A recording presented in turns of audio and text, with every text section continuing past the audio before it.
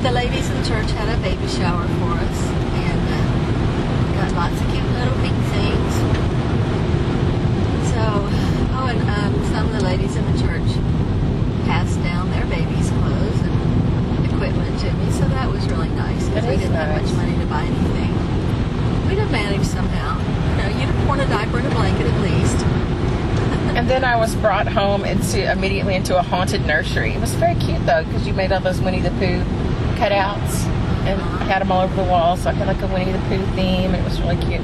Well, it wasn't the nursery that was haunted, really. Thought it was my old bedroom. It was the whole house. Well, but it wasn't your door that would open by itself. It was my bedroom door, I think. Oh, really? Did it open and shut? No, you'd hear the knob turn, and it would open. While you were in there sleeping? Well, I was in the other room, and nobody else was home. And would you find the door open? Yes, I'd find it open. Sometimes it closed and clicked on its own. Well, see, I remembered a story. I'm using all my film doing this thing. That's okay. This is important. I remember a story about my Aunt Pat and her husband at the time. Was it Wolfgang? No, John. Who was Wolfgang? He was our boyfriend before John. Oh, okay. Pat and John coming over to stay the night and ended up leaving in the middle of the night and refusing to ever stay there again overnight. Yeah, they saw something there. I never saw anything, but there were those door openings and closings, and when you were small, like a couple of years old, 2, 3 years old, your father was working nights, and you would sleep in bed with me,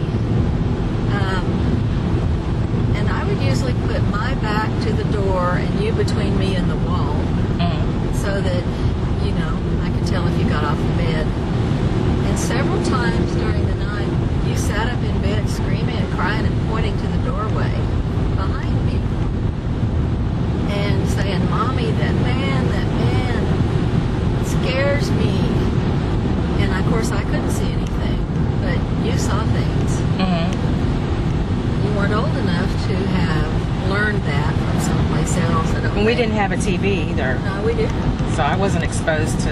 Well, your granny and grandma did. But I wasn't staying over there and watching horror movies until I was quite a bit older. Well, I hope not. But anyway, then one of the neighbors said to me, "Oh, I see you've moved into the haunted house." And I said, "What?"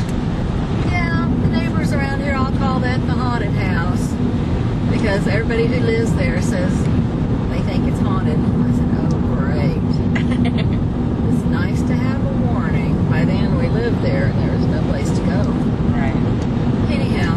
Well, see, I do remember laying there, and did you leave the hall light on? I had the bathroom light on, I think, and the door cracked. See, I remember seeing a man walking past the door. It seemed like he was in a plaid shirt and I don't know what kind of pants, and it seems like I remember seeing him walk by and sometimes look in.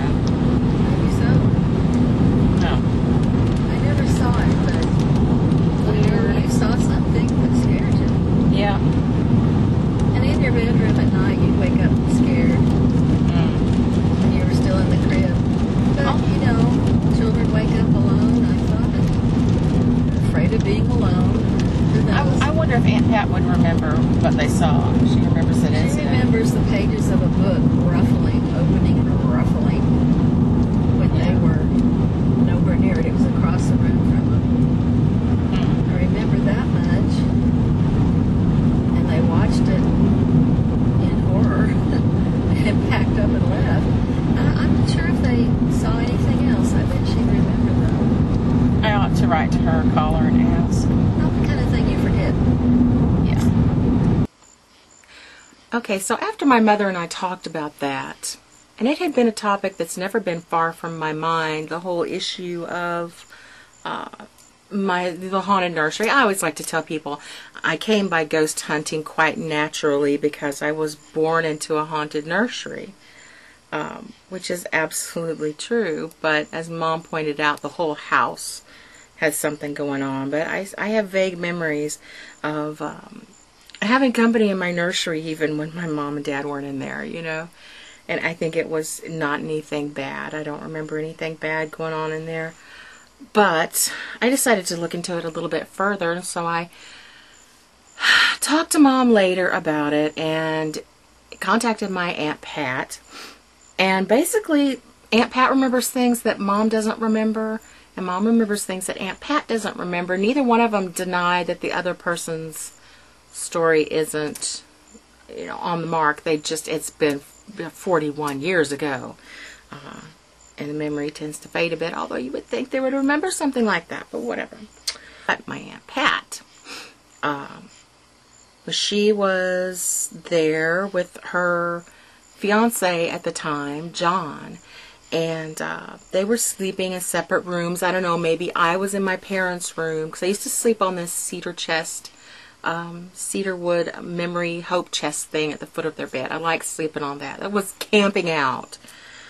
So I think I was, as a very young child, I had to be under the age of 4 and a half, under the age of 4, because we were living in a different house after that. I was probably camping out, and John was in my room, and my Aunt Pat was in the living room, probably sleeping on the couch. And she says that she was laying there with her eyes shut, and John walked into the room and came and stood right by her. And she reached over to touch him, and there was just nothing there. And it startled her pretty badly, because I don't know if she heard footsteps or if she just sensed him coming into the room. But she says, John walked into the room and came and stood beside the couch where I was. And she had her back to the room. And she kind of rolled over and reached over to touch his legs or his body or whatever, and he was not there. And she asked him the next day, and he said no, that he stayed in that bedroom the whole night, and he didn't come in there at all. So, interesting. And it definitely bothered her.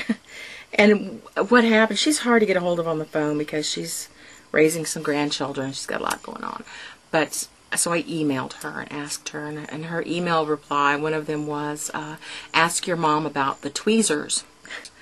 So she said, my Aunt Pat said, that Mom called her rather distressed one day, because this was a point at which it was just she and myself. I was a little one, like I said, under the age of 4. And my dad was working a night shift at one of the like oil refineries or the paper plant or something. And we had all these refineries and big nasty things really near us. He was working at one of those. And she went into her room, and there in the middle of the bed was a pair of tweezers. Well, she owned one pair of tweezers.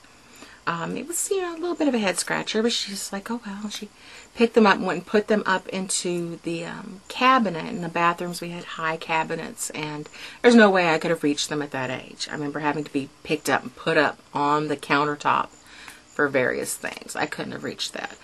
And there were no little stools or anything where I could get up in there, so she went and put them away.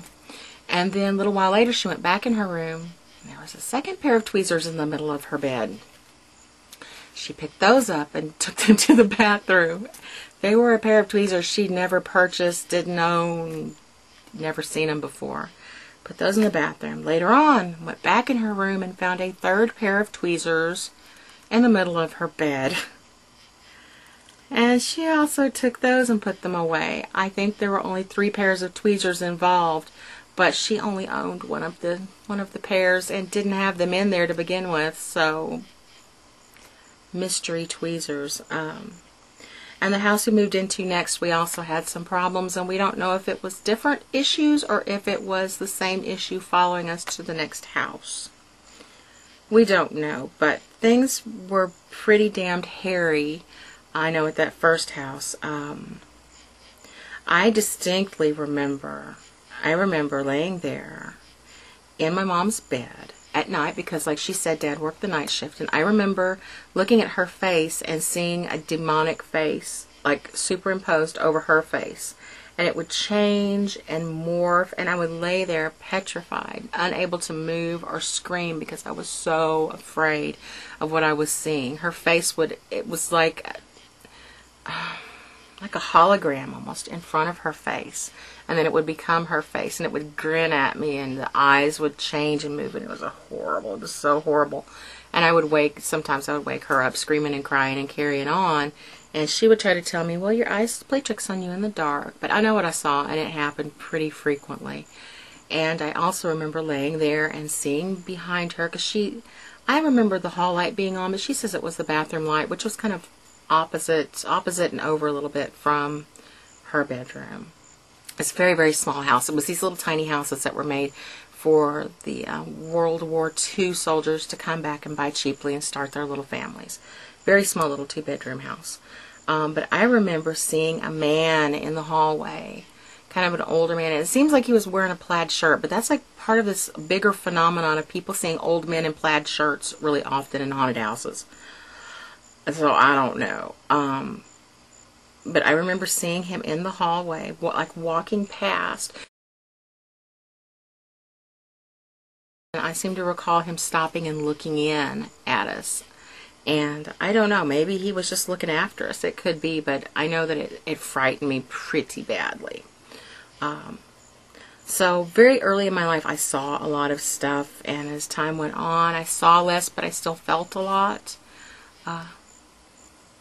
And now I occasionally hear things. I haven't seen anything that I knew was an apparition anyway. And who knows? Some people say that some of them look so real you'd never know.